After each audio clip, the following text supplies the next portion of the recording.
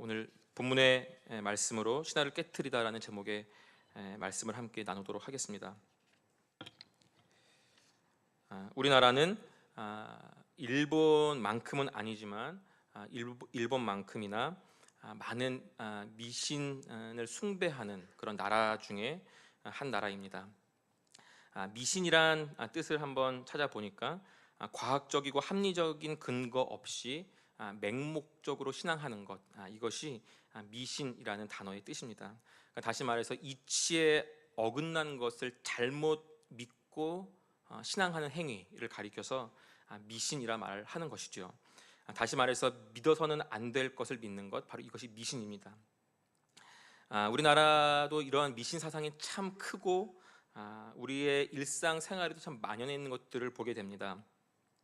가벼운 이야기들이지만 문턱을 밟으면 복이 달아난다. 또 밤에는 손발톱을 깎지 마라.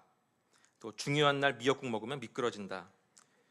또 붉은색으로 이름을 쓰면 죽는다. 이런 가볍지만 이런 여러 가지 미신적인 요소들이 여전히 우리 삶에 참 만연해 있는 것들을 저희들이 보게 됩니다. 미신의 기원과 시작이 과학적 지식과 합리적 사고가 없었던 그 시대의 사람들이 아무 이유 없이 발생하는 자연 재해나 그런 재난을 보면서 이것을 잘못 받아들여서 신이 나무나 또 산이나 바다나 해나 달을 숭배했던 것이 미신이었죠. 이것이 미신의 기원입니다. 그렇다면 오늘날 과학적 지식과 합리적 사고가 아주 풍부한 이 시대에 오늘 우리 시대에 이런 미신적인 요소들, 미신적인 행동들은 없을까? 한번 돌아보게 됩니다. 얼마 전에 더 킹이란 영화를 봤습니다. 더 킹, 정치 풍자 영화였습니다. 그 영화의 주인공들은 검사들이었습니다. 검사. 오늘날 한국 사회의 엘리트를 대표하는 직업이지요. 검사. 그곳에서 그 영화 속에서 주인공들인 검사들이 자신의 어떤 야망과 성공을 이루기 위해서 결국 찾아가는 곳이 무당집이었습니다. 그리고 굿을 버리고 자신이 번 돈을 다 그곳에 쏟아 붓는 장면이 나왔습니다. 단순한 한 편의 영화였지만 오늘 우리 사회를 잘 드러내고 보여주는 그런 모습이 아닐까 생각합니다. 정치인들은 말할 것도 없고 또 기업의 시무식 때, 그리고 스포츠 구단들이 시즌을 시작할 때, 또 우리 개인의 삶에서도 차를 사거나 또 집을 짓거나 이사를 할 때, 그리고 취업을 할 때, 또 어떤 회사를 개업할 때, 혹은 대학에 입학할 때, 정말 그 자리자리마다 많은 미신적인 행동들을 저희들이 조장하고 있는 것을 저희들의 모습 속에서 참 많이 보게 됩니다. 또한 이러한 미신적인 요소들, 미신적인 행동들이 그냥 일반 사회뿐만 아니라 오늘 우리가 신앙하는 기독교 공동체 내에서도, 다시 말해서 우리들의 삶에서도 그러한 미신적인 요소들이 참 많이 있다라는 것을 보게 됩니다. 대표적인 것이 아마 기복신앙일 것입니다. 오늘 본문은 바로 이러한 미신적인 이야기를 다루고 있습니다. 요한복음 5장의 말씀, 베데스다 양문 곁에 있는 이 베데스다 연못에서 벌어지는 이야기는 바로 유대 사회에서 아주 유명했던 미신의 한 이야기를 다루고 있는 것입니다. 먼저 오늘 5장 1절과 2절 말씀을 보면은 예수님이 양의 문을 통해서 예루살렘으로 들어가셨다 이렇게 말씀하고 있습니다. 예루살렘은 성벽으로 둘러싸였었고 예루살렘 안으로 들어가기 위해서는 한 9개의 그런 성벽의 문이 있었습니다. 오늘 5장 2절에 나오는 양의 문, 양문은 바로 예루살렘 북쪽 성곽에 위치한 문이었습니다. 예루살렘 성 북쪽입니다. 바로 예루살렘 북쪽은 성전이 위치한 곳이었습니다.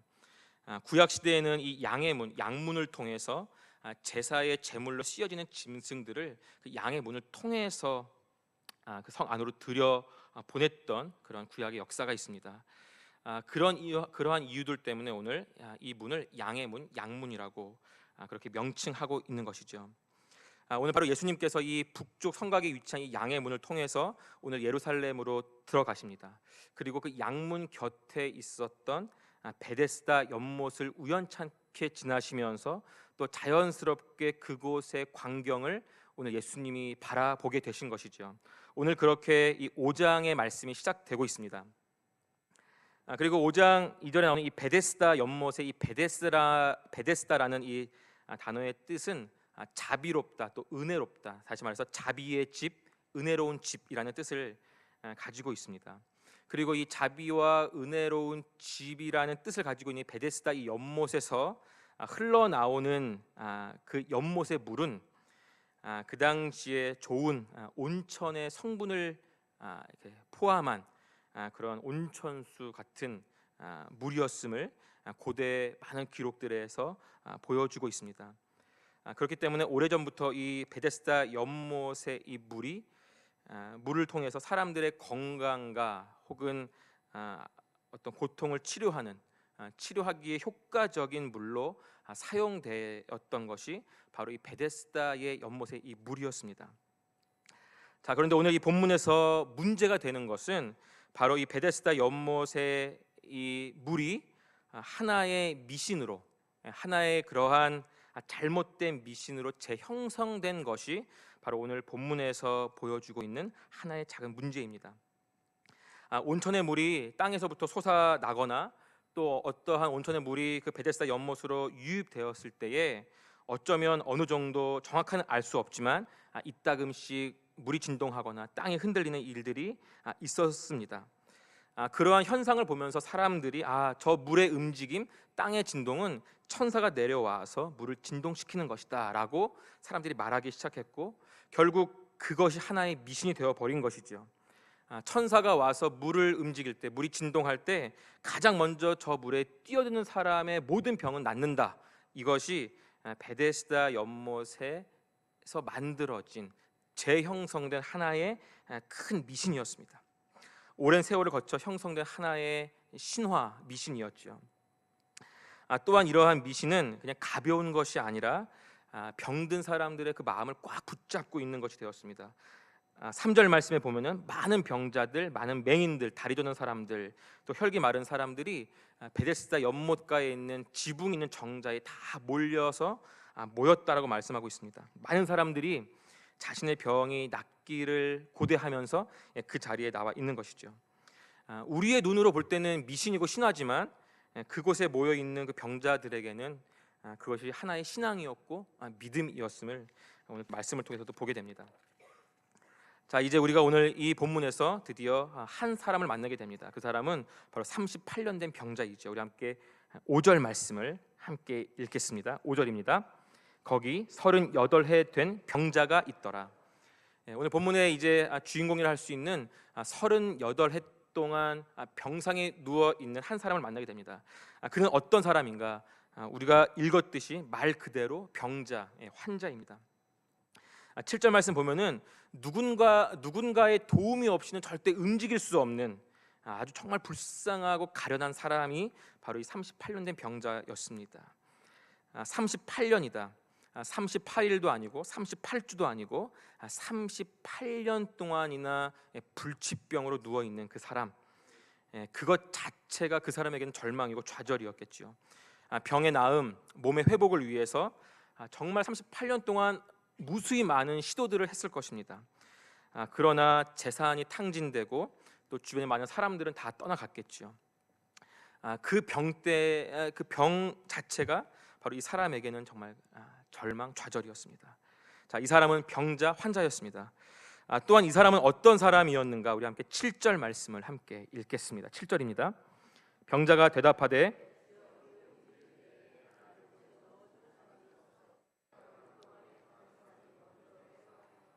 아멘. 이 사람은 또 어떤 사람이었는가? 7절 말씀을 통해서 이 사람은 헛된 미신, 헛된 신앙을 가지고 있는 사람이었음을 저희들이 보게 됩니다. 이것이 진짜 이 사람의 불쌍함이지요.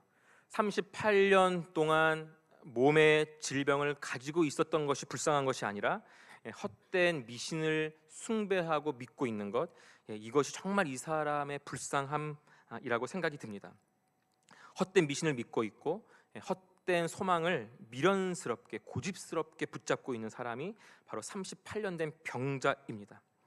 이렇게 말합니다. 천사가 물을 움직일 때 이 연못에 들어가지 못했다. 반대로 천사가 물을 움직일 때 이 연못에 들어가기만 한다면이라는 가능성을 여전히 붙잡고 있는 사람이 바로 이 사람이지요. 6절 말씀에서 예수님이 이 사람을 찾아오십니다. 너가 낫고자 하느냐라고 그 병자에게 물으시지요. 하지만 헛된 소망, 헛된 미신을 붙잡고 있는 이 사람에게 예수님은 보이지 않고 예수님의 말씀도 들리지 않는 것, 이것이 바로 6절과 7절의 말씀입니다. 나를 저 연못에 넣어준 사람이 없었다라는 것, 그리고 자신의 병이 그래서 회복되지 않았다라는 것에 대해서 불평하고 있는 것이죠. 이 사람은 38년 된 병자이면서 38년, 어느 정도의 기간인지 모르겠지만 헛된 미신, 헛된 신앙을 꽉 붙잡고 있는, 헛된 신앙에 빠져 있는 그런 사람이었습니다. 그러한 눈으로 3절 말씀을 본다면, 그러한 마음의 자세를 가지고 있는 이 병자의 눈으로 3절 말씀을 본다면, 병자, 맹인, 다리 저는 사람들, 혈기 마른 사람들은 함께 아픈 동지가 아니라 경쟁자들입니다. 경쟁자. 왜냐하면 물이 움직일 때 먼저 들어가는 한 사람만이 참된 치유의 회복을 경험할 수 있기 때문에 그렇습니다. 행각 5에 모여 있는 병자들의 그 세상, 병자들의 그 세계를 하나의 작은 사회로 본다면 정말 생존을 위한 치열한 경쟁 사회, 바로 그것이 오늘 38년 된 병자가 누워 있는 그곳의 모습입니다. 이 한 사람이 병자로서, 환자로서 또한 이 헛된 미신을 추종하고 고집스럽게 붙드는 그런 이유는 무엇이었을까? 우리 함께 1절과 우리 10절 말씀을 함께 읽습니다. 먼저 1절입니다. 그 후에 유대인의 명절이 되어 예수께서 예루살렘에 올라가시니라. 10절입니다. 유대인들이 병 나은 사람에게 이르되 안식일인데 내가 자리를 들고 가는 것이 옳지 아니하니라. 아멘. 38년 된 병자가 병자로서 또한 헛된 미신을 여전히 붙잡고 있는 사람으로 살아가는 이유가 무엇이었을까? 1절과 10절 말씀을 통해서 그것은 그 당시의 종교가 제 기능을 하지 못하고 있었다라는 것을 우리는 1절과 10절 말씀에서 확인하게 됩니다. 그 당시의 종교라고 하면은 유대교입니다. 유대교. 유대주의, 또 율법주의는 나쁜 것이지만 유대교 그 자체는 나쁜 것이 아니죠. 구약 말씀에, 구약의 성경을 근거로 유대교를 본다면, 구약의 근거에서 오늘 이 예수님의 이 시대에 유대교가 제 기능을 발휘했다라면 그 시대는 하나님의 공의, 또 하나님의 정의가 사회 속에서 바르게 실천되어지는 그런 사회였어야만 됩니다. 또한 구약에 근거해서 유대교가 제 기능을 발휘했다면 참된 경건이 있는 사회, 그래서 소외되고 약한 사람들이 돌봄받는 사회였을 것입니다. 야고보서 1장 27절 말씀에서는 하나님 앞에서 정결하고 더러움이 없는 경건은 고아와 과부를 그 환난 중에 돌보고 또 자기를 지켜 세속에 물들지 아니하는 것이다라고 참된 경건이 무엇인지를 우리에게 말씀하고 있죠. 오늘 이 1절에서는 유대인의 명절을 이야기하고 있습니다. 유월절 혹은 오순절 혹은 장막절, 진짜 유대 사회에서의 큰 잔치가 벌어진 것이죠. 하지만 우리가 복음서의 기록을 보면은 주님께서 이 성전에 올라가실 때에 성전을 뒤엎는 사건을 우리는 잘 알고 있습니다. 예수님이 성전에 올라가셨다라는 것은 기도와 예배를 위한 올라감도 있었지만 바로 이 유대인의 명절에 예루살렘에 올라가시는 그때에 성전을 뒤엎는 사건을 우리가 잘 알고 있죠. 다시 말해서 그 시대의 성전은 제 기능을 하지 못하는 시대였습니다. 예배와 말씀이 제대로 드려지지 못하는 시대, 사람들의 이윤을 위해서 존재하는 곳이 성전. 또한 5장 10절의 말씀을 보며 5장의 3절의 말씀을 보면은 병자들 또 맹인들, 다시 말해서 불치병에 걸린 사람들만이 모여 있는 것을 보게 되죠. 그 자리에는 정상적인 사람은 존재하지 않습니다. 10절 말씀에 그 시대에 병들고 제 기능을 하지 못하는 유대인들의 모습이 잘 나와 있습니다. 10절 말씀, 10절 말씀에서 이 유대인은 병 나은 사람에게 말합니다. 오늘은 안식일인데 너가 너의 자리를 들고 가는 것이 옳지 않다, 이렇게 말씀하고 있죠. 한 사람의 병이 나음에 대해서 기뻐하고 그 사람이 38년 동안 병으로 인한 고생 때문에 그 사람을 격려하고 위로하는 것이 아니라 해야 하는 것, 하지 말아야 하는 기준을 가지고 오늘 이 유대인은 그 병 나은 사람을 바라보고 있습니다. 이것이 제 기능을 하지 못하는 유대교를 믿는 유대인의 관점인 것이죠. 유대인들의 관점에서 중요한 것은 그 시대의 불치병은 죄의 결과이다라는 것이 팽배한 유대인들의 시각이었습니다. 오늘 5장 3절 말씀에서 많은 병자들만이 자기들끼리 모여 있습니다. 그들은 방치된 것이죠. 오늘 유대 사회에서 참된 경건이 있었다면, 참된 경건이 기능을 하는 사회였다면 유대인들은 그들을 돌보고 그들의 병을 고치기 위해서 많은 시도들을 했을 것입니다. 정말 하나님의 정의와 공의를 실천하는 사람들이었다면 이 사람들에 대한 관심을 놓지 않았겠죠. 그러나 오늘 5장 3절 말씀에서 그들은 방치되었고 자기들만 모여 있습니다. 그들을 돌보는 사람은 없었고 그들에게 손을 내미는 사람도 없었고 그들과 함께하는 사람이 아무도 없었습니다. 그 한 사람이 38년 동안 병자로 살았던 그 이유, 또한 헛된 미신과 헛된 신화를 붙잡을 수밖에 없었던 이유는 바로 그 시대의 종교 유대교가 병들었기 때문에 그렇습니다. 오늘 이러한 사회 속에서 주님께서 일하십니다. 우리 함께 8절 그리고 14절 말씀을 함께 읽겠습니다. 먼저 8절입니다. 예수께서 이르시되 일어나 내 자리를 들고 걸어가라 하시니 14절입니다. 내가 나았으니 더 심한 것이 생기지 않게 다시는 죄를 범하지 말라 하시니 아멘. 그 시대 속에서 그 사회 속에서 주님이 하신 일은 그 38년 된 병자의 병을 고쳐주셨습니다. 두 번째는 그가 고침받고 이제 주님을 믿고 따르는 한 사람으로서 주님 앞에 가기까지 그러한 삶을 꾸준히 살게끔 그를 권면하고 격려하는 것, 이것이 14절의 말씀. 이 두 가지 일을 주님은 하셨습니다. 기독교 신앙 내에서, 기독교 공동체 내에서 대표적인 미신적인 요소가 있다면 그것은 고지론입니다. 영적 고지론. 고지론이란 전투에서 고지를 점령해야 그 전투를 이기고 영토를 장악할 수 있다는 논리죠.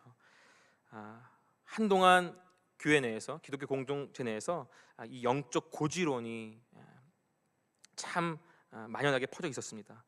다시 말해 그리스도인이 세상을 변화시키기 위해서는 우리 사회의 고지를 정복하고 장악해야 한다. 이것이 우선되어야 한다. 그리고 그 자리에서 영향력을 끼쳐야 한다라는 것이 이 영적 고지론의 중요한 핵심이죠.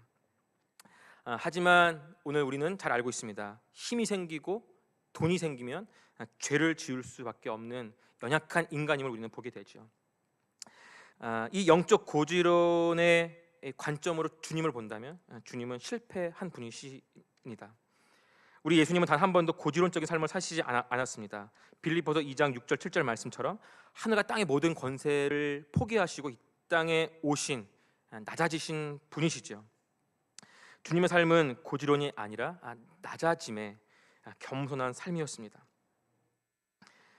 오늘 주님은 가장 크고 많은 영향력을 행사할 수 있는 고지에서 어떤 일을 하신 것이 아니라 아무런 영향력을 기대할 수 없는 그런 낮고 낮은 자리, 아무도 거들떠보지 않는 자리에 친히 내려가셔서 자신의 영향력을 겸손하게 행사하는 모습을 오늘 우리는 5장에서 우리는 보게 됩니다.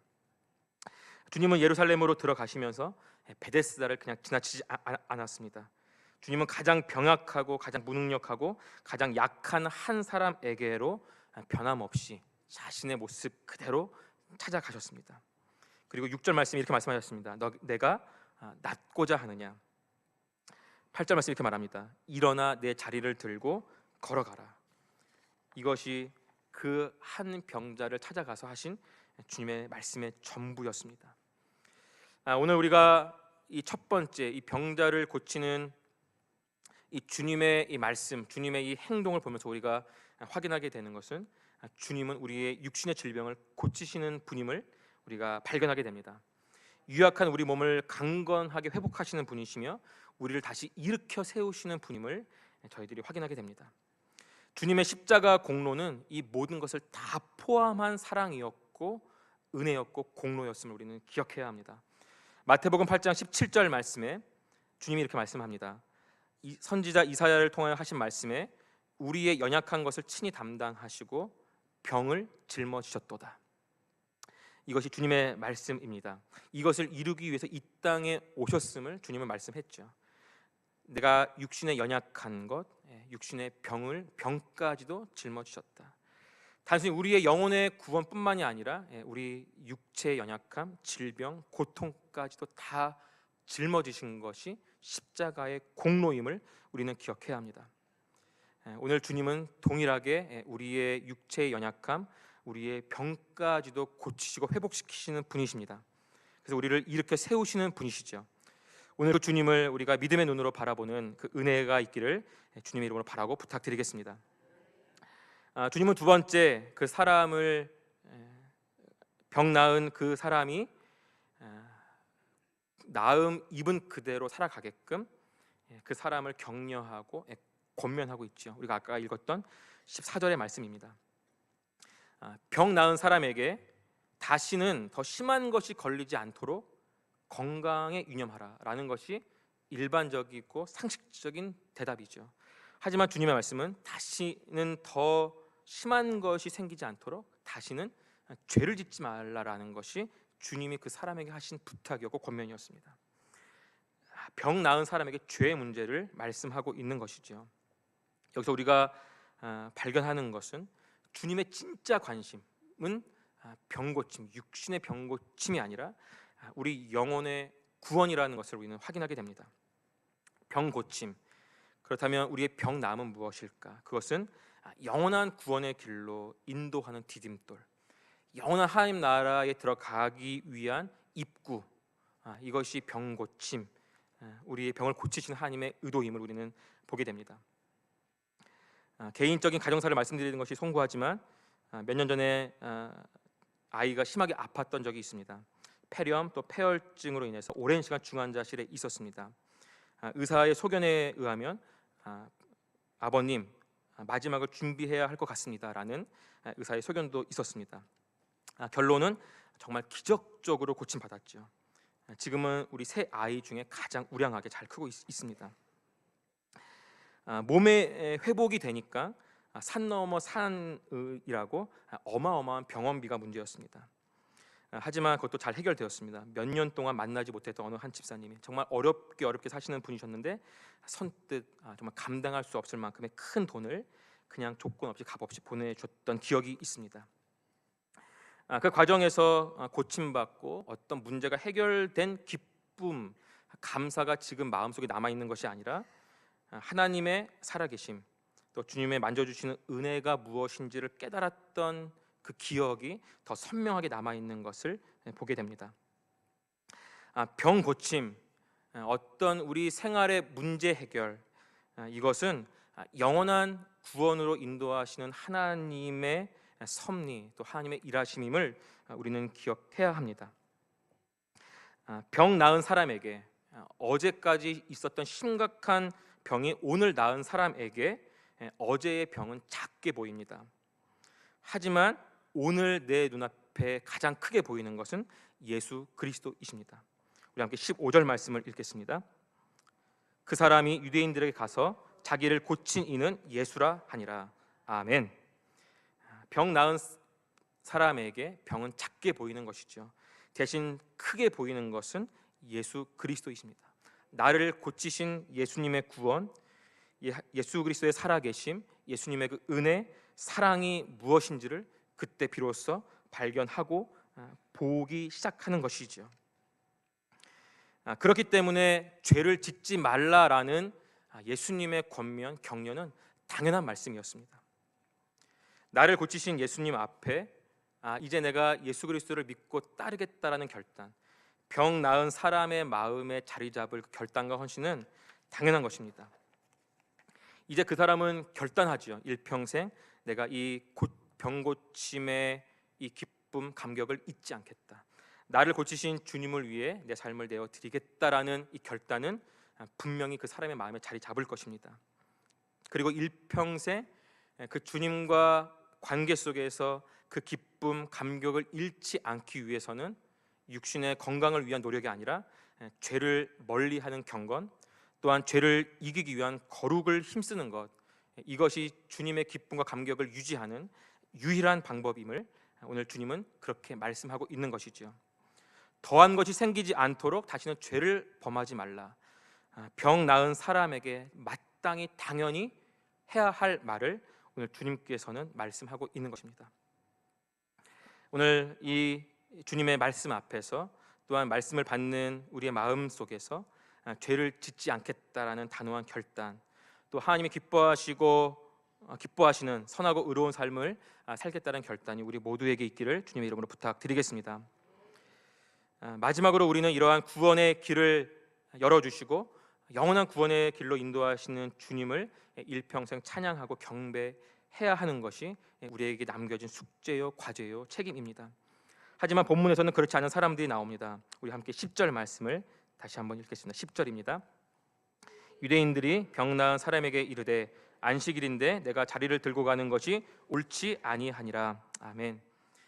유대인들의 관심사는 오랜 세월 낫지 않았던 그 사람의 병이 나은 것이 아니라 안식일에 지켜야 할 어떠한 몇 가지 원칙들을 그 병자가 행하는가 행하지 않는가, 이것이 유대인들의 관심이었죠.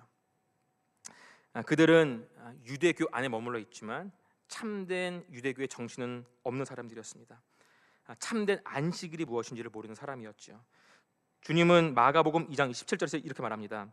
또 이르시되 안식일이 사람을 위하여 있는 것이요 사람이 안식일을 위하여 있는 것이 아니니 라고 말씀했습니다. 오늘 주님은 안식일에 그 사람의 병을 고침으로 인해서 안식일에 있어야 할 진짜 안식과 회복과 쉼을 허락해 주셨죠. 하지만 유대인들은 기뻐하지도 않고 감사하지도 않고 자신들이 만들어 놓은 수많은 율법의 조문들을 가지고 그 사람의 행동들을 평가하고 정죄하고 있는 것을 보게 됩니다. 하지 말아야 할 것들에 더 머물러 있는 것이죠. 어렸을 적 모교에 아주 엄했던 장로님이 계셨습니다. 그분은 식사 시간만 되면 신발 정리하는 집게를 들고 식당 문 앞에 서 계셨습니다. 학생들이 신발 정리를 하지 않고 들어가면 그 집게로 신발 정리를 하시고 그 학생들을 불렀지요. 당연히 혼쭐이 났습니다. 이러한 기억들이 있습니다. 하지만 그 장로님을 뭐라 하는 것이 아니라 우리는 상당 부분 하지 말아야 할 것에 더 머물러 있는 것을 보게 됩니다. 나는 오늘 하지 말아야 할 것을 하지 않았다. 나는 오늘 죄를 범하지 않았다라는 것에 기뻐하고 만족한다면 뭔가 부족함이 있는 것이죠. 오늘 이 유대인들은 그 병 나은 사람이 행하지 말아야 할 것에 대한 평가 정죄가 아니라 병 나은 참된 안식과 회복을 허락하신 그 주님을 더 힘써 경배하는 것, 어쩌면 이것이 유대인들에게 필요한 바른 삶의 모습이었을 것입니다. 우리는 하지 말아야 할 것에 머무르는 착하고 게으른 종이 되기보다는 더욱더 해야 할 것을 더욱더 힘써 행하는 진짜 착하고 충성된 종의 그런 삶이 있어야 되겠습니다. 오늘 이렇게 요한복음 5장 말씀에서는 마지막으로 유대인들의 모습 속에서 우리가 참되게 걸어가야 할 모습을 보여줍니다. 죄를 이기는 것은 죄를 짓지 않는 것이 아니라 의를 행하는 데 있음을 기억해야 합니다. 그리고 그 시작은 안식일에, 또 오늘 우리가 이렇게 예배하는 이 주일에 부활하신 그 주님의 그 구원과 회복해 하심을 함께 즐거워하고 함께 기뻐하면서 함께 하나님을 높이는 그 경배와 찬양으로부터 시작되는 것임을 기억하면서 일평생 그러한 삶을 사는 우리 모두가 되기를 주님의 이름으로 바라며 부탁드리겠습니다. 기도하겠습니다.